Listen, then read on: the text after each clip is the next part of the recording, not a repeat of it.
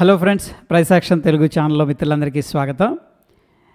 ఈ యొక్క Asian paint stock అనేది లాస్ట్ మెంటరింగ్ సెషన్లో స్టూడెంట్ ఒకళ్ళు ఇక్కడ బ్రేక్అవుట్ అవ్వడానికి ఛాన్స్ ఉంది, అంటే బ్రేక్అవుట్ అవ్వక ముందే ఏంటంటే ఇక్కడ అడిగారనమాట. అడిగినప్పుడు క్లియర్గా నేను ఒక విషయం మెన్షన్ చేశాను. ఆ విషయం ఏంటంటే స్టాకు డౌన్ ట్రెండ్లో ఉంది అండ్ రెసిస్టెన్స్ దగ్గర ఎప్పుడు కూడా చూడండి, ఇంపార్టెంట్ పాయింట్ నేను చెప్పాను, రెసిస్టెన్స్ దగ్గర ఎప్పుడు కూడా అటెంప్ట్ చేయకూడదు. ఎందుకంటే స్టాక్ అప్ ట్రెండ్లో ఉందనుకోండి ఈజీగా బ్రేక్అవుట్ చేయగలదు. స్టాక్ డౌన్ ట్రెండ్లో ఉందనుకోండి రెసిస్టెన్స్ దగ్గర మనం ఎప్పుడు కూడా అటెంప్ట్ చేయకూడదు. పుల్ బ్యాక్లో మాత్రమే మనం ప్లాన్ చేసుకోవాలి. అండ్ మోర్ ఓవర్ ఒకవేళ బ్రేక్అవుట్ జరిగింది అనుకోండి డెఫినెట్గా దాన్ని మనం 1 hour టైం ఫ్రేమ్ అనేది చెక్ చేయాలి. సో ఇక్కడ ఈరోజు మనం పుల్ బ్యాక్లో ఎంట్రీ ఎలా ప్లాన్ చేసుకోవచ్చు, దాని తర్వాత బ్రేక్అవుట్ రేట్ మనం ప్లాన్ చేసుకుంటున్నాం అనుకోండి ఎలా ప్లాన్ చేయొచ్చు అనేది నేను మీకు ఎక్స్ప్లెయిన్ చేస్తాను. సో ఎగ్జాక్ట్గా ఆ టైంలో స్టూడెంట్ ఈ టైంలో ఐ థింక్ 3rd 4th ఈ డేట్ టైంలో అడగడం జరిగింది. నేను చెప్పాను ఇక్కడ ప్రాబ్లీ స్టాప్ లాస్ హంటింగ్ చేసి కిందకు వచ్చి అగైన్ మళ్ళీ ఒక సపోర్ట్ తీసుకొని బౌన్స్ అవుతుంది, అప్పుడు మీరు ట్రేడ్ ప్లాన్ తీసుకుంటే బెటర్గా ఉంటుందని చెప్పేసి. ఎనీహౌ ఫ్రెండ్స్, ఇక్కడ కొన్ని విషయాలు మనం అబ్జర్వ్ చేస్తే టెక్నికల్గా ఇది మనకు ఒక సపోర్ట్ అనమాట. అంటే సపోర్ట్ అని ఎందుకు అంటున్నానంటే ఈ లెవెల్ దగ్గర 3-4 టైమ్స్ డైలీ టైం ఫ్రేమ్లో సపోర్ట్ తీసుకొని స్టాక్ పైకి వెళ్ళింది. సో ప్రాబ్లీ ఇక్కడ మనకు సపోర్ట్ తీసుకోవడానికి పాసిబిలిటీ ఉంది. ఒకవేళ బ్రేక్అవుట్ అయిందనుకోండి ఇక్కడ ఎనదర్ ఇంపార్టెంట్ మేజర్ సపోర్ట్ వచ్చేసరికి ఈ ఏరియాలో కనిపిస్తుంది. దీనికి అంటే రఫ్గా నేను మార్క్ చేస్తున్నాను, ఏది 2200 దగ్గర. ఎందుకంటే ఇక్కడికి రాగానే వాల్యూ ఇన్వెస్టర్స్ స్ట్రాంగ్గా బయింగ్ చేస్తున్నారు. క్యాండిల్ మనకు క్లియర్గా చెప్తుంది స్ట్రాంగ్ బయింగ్ ప్రెషర్ అనేది ఉందని చెప్పేసి. ఓకే, ఎనీహౌ ఫస్ట్ మనకి ఇలా ఉంది, ఇక్కడ బ్రేక్అవుట్ జరగవచ్చు కదా, పాసిబిలిటీ ఉంది. అయితే ఫర్ ఎగ్జాంపుల్ దాన్ని 1 hour టైం ఫ్రేమ్ అనేది కన్వర్ట్ చేస్తే బ్రేక్అవుట్ జరిగింది అనుకోండి మనకి అట్లీస్ట్ క్యాండిల్ అనేది క్లోజ్ అవ్వాలి. ఫర్ ఎగ్జాంపుల్ ఈ కేసులో ఇలా క్లోజ్ అయ్యి 1 hour టైం ఫ్రేమ్లో ఈ విధంగా క్లోజ్ అయిందనుకోండి మనం రిస్క్ తీసుకోవచ్చు, తప్పులేదు. బట్ ఇక్కడ ఎప్పుడైతే 2600 ప్రీవియస్ స్ట్రక్చరల్ రెసిస్టెన్స్ ఉందో ఇమీడియట్గా రిజెక్షన్ జరిగింది 1 hour టైం ఫ్రేమ్లో. అండ్ స్ట్రాంగ్ బేరిష్ మారుబోజు క్యాండిల్ అనుకోవచ్చు, లేకపోతే బేరిష్ ఎంగల్ఫింగ్ క్యాండిల్ లాంటిది ఏర్పడింది. అంటే డెఫినెట్గా సెల్లర్స్ అనేవాళ్ళు స్ట్రాంగ్గా ఉన్నారని చెప్పేసి మనకి ఈ యొక్క రిజెక్షన్ చెప్తుంది, ఈ యొక్క క్యాండిల్ అనేది చెప్తూ ఉంది. దాని తర్వాత మనం పుల్ బ్యాక్లో ఎలా ప్లాన్ చేసుకోవచ్చు అంటే డెఫినెట్గా ఫ్రెండ్స్ మనకి ఆపర్చునిటీస్ వస్తాయి. ఇక్కడ చూడండి, ప్రీవియస్గా ఏదైతే సపోర్ట్ ఉందో సపోర్ట్ని నేను మార్క్ చేశాను.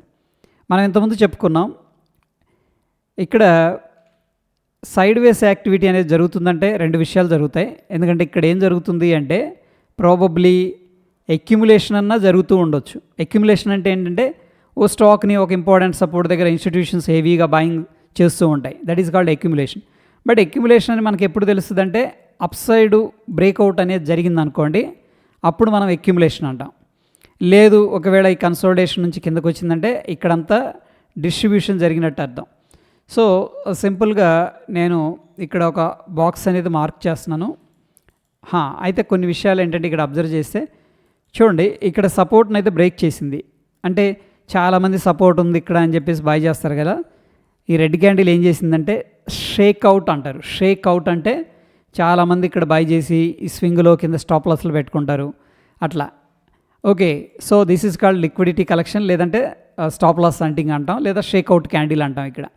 అయితే ఇప్పుడు మరి మనం అనుకున్నాం కదా ఇది డౌన్ సైడ్ కూడా వెళ్ళొచ్చు కదా.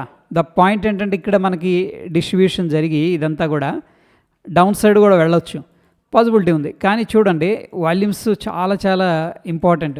ఎంతమంది పార్టిసిపేట్ చేశారు ఈ యొక్క సెల్లింగ్ అప్పుడు, ఎందుకంటే ఇది మంచి సపోర్ట్ బ్రేక్ డౌన్ కదా. డెఫినెట్గా చూడండి వాల్యూమ్స్ అనేది లేనే లేదు ఇక్కడ. వాల్యూమ్స్ లేదు అంటేనే మనకు అర్థమవుతుంది ఇందులో ఫేక్ బ్రేక్అవుట్ అని చెప్పేసి.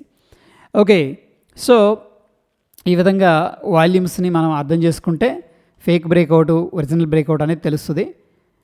ఎనీహౌ నేనేం చేస్తున్నా అంటే ఇక్కడ ఏదైతే కన్సోలిడేషన్ జరిగిందో దాన్ని ఒక బాక్స్ లాగా కన్వర్ట్ చేస్తున్నాను.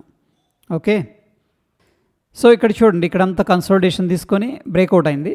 ఇప్పుడు మనం ఎలా ట్రేడ్ ప్లాన్ తీసుకోవచ్చు ఇక్కడ అంటే 1 hour టైం ఫ్రేమ్ అనేది దాన్ని కన్వర్ట్ చేసుకొని సింపుల్గా. సో యాక్చువల్గా ఏంటంటే ఇది ఒక బాక్స్ లాగా ఉంది, ఇక్కడ బ్రేక్అవుట్ అయింది, ఇక్కడైనా మనం ఎంట్రీ తీసుకోవచ్చు. అంటే టెక్నికల్గా చెప్పాలంటే ఈ ఏరియా అనమాట. ఎందుకంటే మార్కెట్ బౌన్స్ అయింది ఇక్కడికి, మళ్ళీ డబ్ల్యూ ప్యాటర్న్ ఇక్కడ బ్రేక్అవుట్ అయింది, ఇదైనా తీసుకోవచ్చు. లేదంటే కూడా ఈ రెసిస్టెన్స్ని కూడా మనం కన్సిడర్ చేయొచ్చు.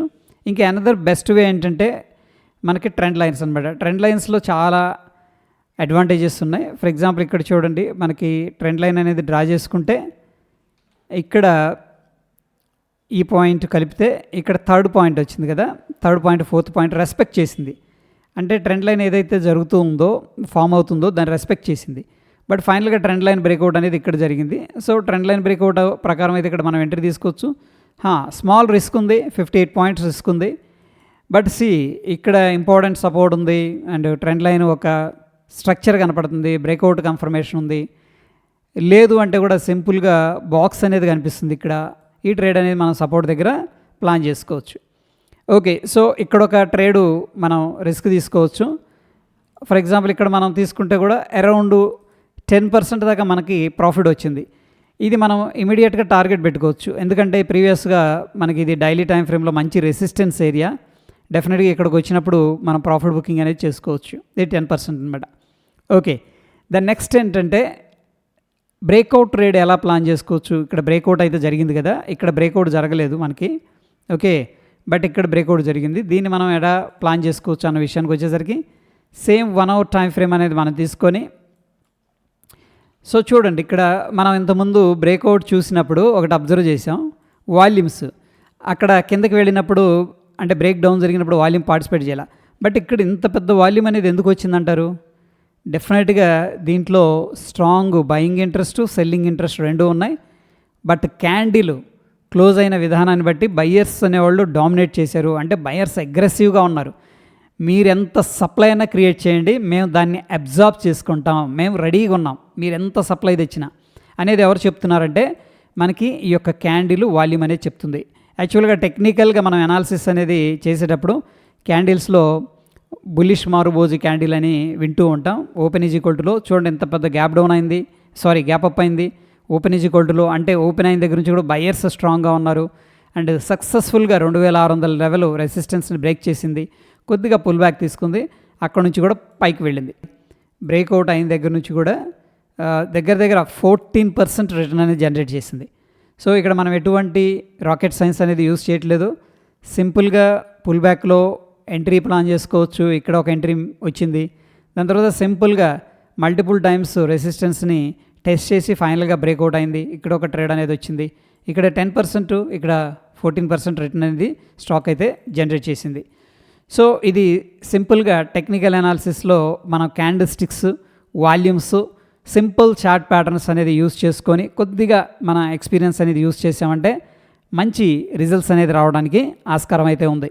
అయితే ఇటువంటి స్టాక్స్ అనేది మనం ఏ విధంగా ఐడెంటిఫై చేయొచ్చు అన్నదానికి మన ఫ్రీ టెలిగ్రామ్ ఛానల్లో అయితే నేను లింక్స్ అనేది ప్రొవైడ్ చేశాను ఆల్రెడీ. సో అక్కడ నుంచి మీరు దానికి సంబంధించిన స్టాక్స్ అనేది ఫిల్టర్ చేసుకొని దాంట్లో మీరు కొద్దిగా వర్క్ అనేది చేశారంటే మంచి రిజల్ట్స్ వస్తాయి ఫ్రెండ్స్. హోప్ ఈ వీడియో ఇన్ఫర్మేటివ్గా ఉందని చెప్పేసి నేను అనుకుంటున్నాను. ఫ్రెండ్స్, వీడియో నచ్చిందనుకోండి, తప్పకుండా లైక్ చేసి మీ యొక్క సపోర్ట్ అనేది తెలియజేయండి. మరొక ఇంట్రెస్టింగ్ ఎపిసోడ్లో మళ్ళీ కలుసుకుందాం. Stay tune. ధన్యవాదాలు.